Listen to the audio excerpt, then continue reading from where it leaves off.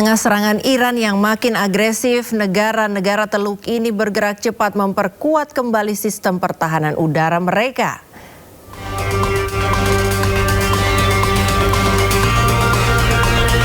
Dari laporan IISS, negara-negara Teluk kini sibuk mencari cara untuk memperkuat sistem pertahanan udara mereka. Pasalnya sistem yang ada saat ini belum mampu menangkal serangan Iran yang kian agresif ke negara-negara sekutu Amerika di Teluk. Sejumlah negara Teluk dilaporkan mempercepat pengadaan alutsista dengan bekerja sama dengan sejumlah negara seperti Amerika Serikat, Inggris, Ukraina, dan juga Korea Selatan. Alutsista yang banyak dipesan yakni rudal pencegat serta sistem radar mutakhir.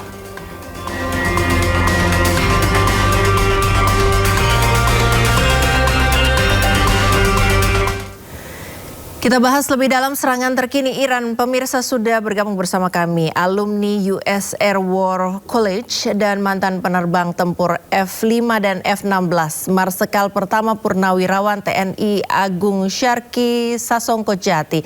Selamat malam Pak Sarki. Selamat malam. Ya, Pak Sarki, ini Kuwait mulai diserang oleh Iran. Negara-negara Teluk standby semua. Apa arti langkah Iran ini, Pak? Artinya Iran memberi peringatan bahwa memang tadinya itu adalah masalah ada kapal kargo yang menuju pelabuhan Iran dihadang oleh Amerika dan karena berhenti ditembak, dibalas dengan Iran mengirimkan rudal drone ke arah kapal yang menyerang, kemudian itu dijatuhkan. Setelah itu kembali lagi ada kapal yang mau lewat lagi dikawal Amerika keluar, tapi sama Iran dicegah dengan drone ditembak kapal itu, kemudian dibalas lagi oleh Amerika dengan menghancurkan di Pulau Qasim, Pulau pusat pengendali drone ini. Nah, setelah itu Iran nembak jatuh sebuah drone-nya pengintainya Amerika, setelah itu dibalas lagi tempat pengendalian drone itu dihantam oleh rudal Amerika termasuk di Pulau Qasim dan salah komunikasi. Kalau begini terus kan sama Iran diputuskan, seranglah dia Bahrain sama Kuwait, itu beri peringatan. Jadi sebetulnya yang serangan ke Bahrain Kuwait itu menggunakan ada beberapa drone dan rudal, masing-masing mendapatkan 2 rudal. Jadi itu di Kuwait ada 2 lokasi, dua-duanya adalah pangkalan angkatan udara, pangkalan angkatan darat Amerika logistik, serta di pangkalan udaranya. Kalau di Bahrain adalah pangkalan angkatan laut Amerika. Untuk di Bahrain ya dua-duanya tuh rudalnya itu masing-masing dua itu bisa ditangkis lah dengan beberapa rudal Patriot.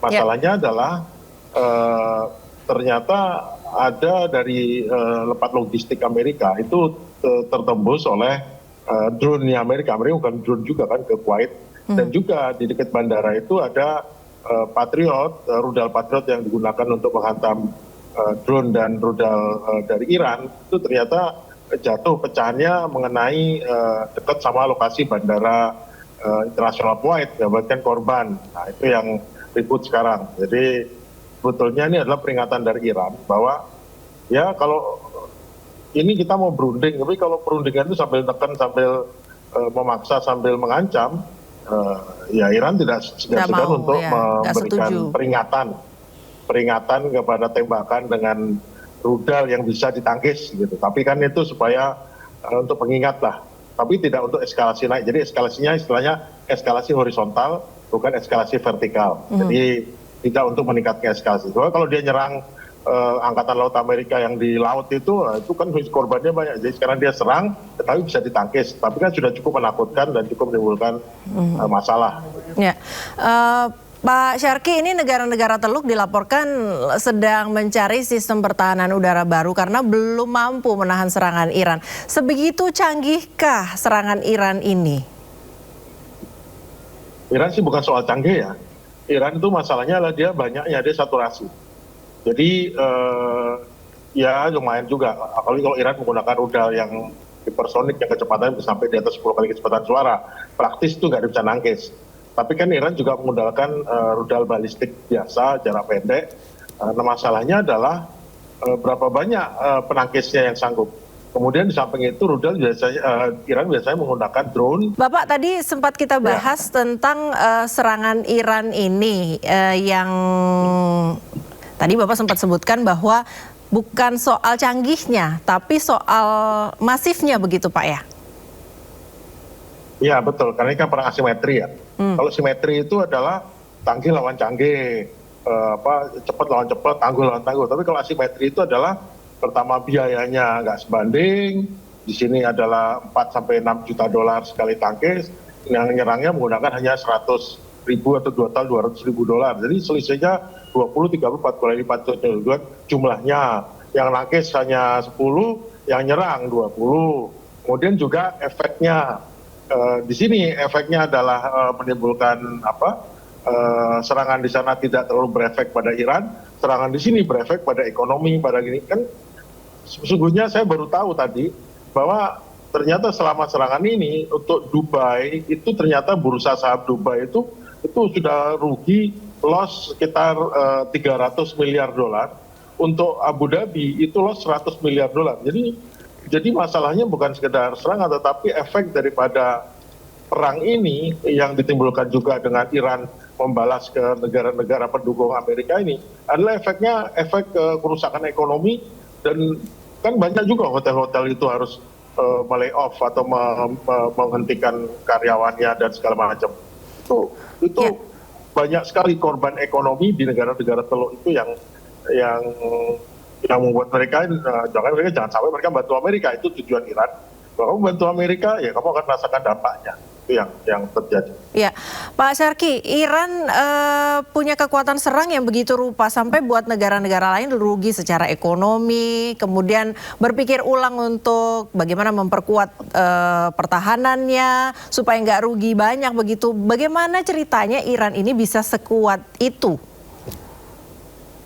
Oh iya, karena Iran gini loh, Iran itu tidak kuat dalam segi sangat kaya ekonomi, tidak. Tapi dia betul-betul secara efisien, dia menggunakan teknologi yang tidak terlalu rumit, tetapi dikembangkan dengan baik sehingga menjadi sangat efektif. Jadi efisien dan efektif, sehingga berhasil membuat drone dengan jumlah banyak, dengan efisien, kemudian rudal dengan banyak dan efisien. Dia tidak harus sempurna seperti rudal Amerika, sempurna sekali, dia mahal. Dia 90%, 70%, 80% sudah cukup, tapi yang penting jumlahnya banyak. Sehingga pada saatnya tiba harus berperang, maka dia bisa mengirimkan senjata dengan jumlah banyak ke lawannya, membuat lawannya secanggih apapun lawannya akan kerepotan. Ini mereka meniru seperti zaman Perang Dunia Kedua, di mana Uni Soviet saat itu mengerahkan ribuan tank T-34 melawan tank Tiger-nya Nazi Jerman. Tank Tiger Nazi Jerman itu satu tank bisa melawan 12 tank lain kekuatannya. Tapi masalahnya Rusia membuat jumlahnya 25 kali lebih banyak dari tank Tiger. Akhirnya apa ya, kalah semua. Akhirnya berhasil menaklukkan Berlin dengan kuantitas yang banyak. Karena Lenin bilang quantity is at one quality. Kuantitas itu memiliki kualitas tersendiri. Ini yang digunakan oleh Iran.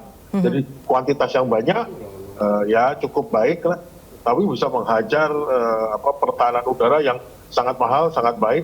Akhirnya rontok juga karena mereka tidak punya cukup penangkis yang banyak, dan dalam satu waktu tidak bisa menangkis terlalu banyak sasaran ataupun target penyerang.